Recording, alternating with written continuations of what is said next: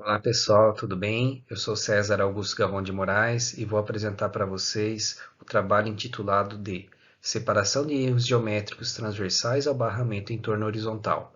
Aplicação da reversão de artefato como método de calibração. Esse trabalho ele foi desenvolvido pelos autores Juliana Santiago Baldan, Guilherme Castilho Encinas da Rocha, Marília da Silva Bertolini e eu, César Augusto Galvão de Moraes. Esse trabalho ele foi proposto pensando na melhoria da qualidade dos produtos fabricados. No entanto, para isso, precisamos pensar também na qualidade de fabricação das máquinas que produzem esses produtos. E segundo Fan et al. 2018, as máquinas são utilizadas em diversos tipos de manufaturas, e para atender o desenvolvimento tecnológico é preciso produzir com o mínimo de erro. As fontes de erro podem ser citadas como flutuações térmicas que causam dilatações e contrações na estrutura da máquina, erros devido ao posicionamento impreciso, né, quando é comandado um deslocamento, um movimento da máquina.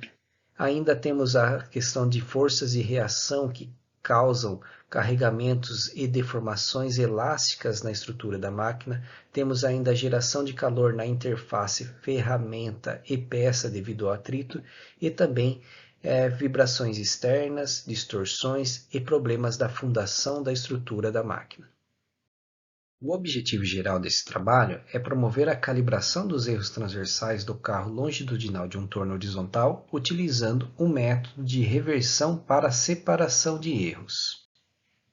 O presente trabalho foi elaborado com base nos estudos elaborados por Evans, Hocking e Essler.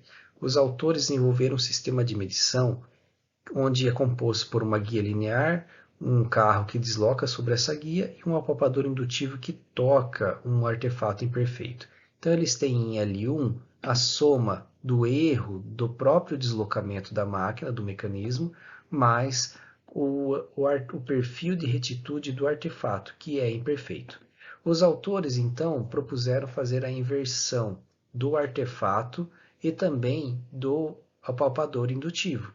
Fez com que, dessa forma, numa leitura L2, né, tivessem a inversão do valor do erro do mecanismo, o erro da máquina, somado então ao perfil de retitude. Fazendo uma manipulação algébrica entre as leituras L1 e L2, obtém-se então duas outras equações, e que se corresponde ao que? Mx é uma função que corresponde ao desvio do mecanismo de deslizamento do equipamento, ou seja, o erro da máquina, e Sx é o erro do perfil de retitude do artefato. Na parte experimental do nosso trabalho, para a fixação do artefato de aço 1045, utilizamos aqui ao lado esquerdo uma ponta que foi presa na placa de 3 castanhas. Do outro lado temos uma contraponta giratória. Utilizamos também uma coluna de medição que fez a captação dos dados fornecidos pelo apalpador indutivo, que este foi fixo com um braço articulado e base magnética. O estudo foi realizado em um torno horizontal de barramento de 1.500 mm. O método de separação de erros ainda foi aplicado em posições transversais diferentes da máquina, simulando a usinagem de diâmetros diferentes, começando de 0 mm, 100, 200 e 300, sendo a posição de 300 mm a posição que simula maiores diâmetros. Como resultado, a gente pode observar que nas medições realizadas nas posições transversais 0, 100, 200 e 300 mm, obtiveram valores máximos de cerca de 10 micrômetros, sendo o máximo valor de 13 micrômetros na posição de transversal de 100 mm e o mínimo de 6 micrômetros na posição de 300 mm.